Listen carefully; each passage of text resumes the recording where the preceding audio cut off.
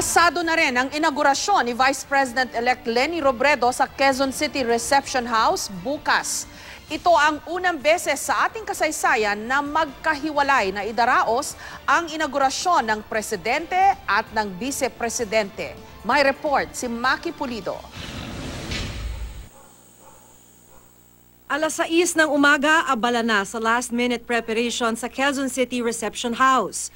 Handa na ang maliit na entablado kung saan manunumpa si Vice President-elect Leni Robredo. Puspusan ng lahat ng kailangan magawa at mahanda para pumaayos ang daloy ng programa bukas. Simple at maiksi lamang ang programang inihanda. Si Jillian, bunsong anak ni Robredo, ang hahawak ng Biblia sa oath-taking.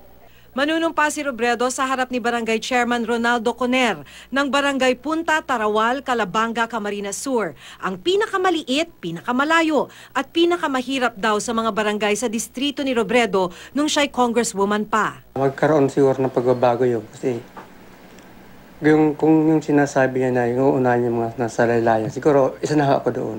Susundan ito ng talumpati ni Robredo na magsusuot ng kulay beige na gown.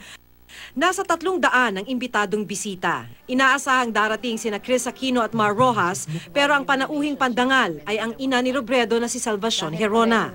Kasado na rin ang PNP Task Group Vice, mahigit 300 pulis Quezon City ang dineploy para sa inaugurasyon ni Robredo. We will be deploying our highway patrol, district traffic, we have CDM, EODs, we have a standby medical team. The works, it's like an APEX standard. Inihahanda na rin ang loob ng Naga City Hall para sa live public viewing ng inaugurasyon. Maki Pulido, GMA News.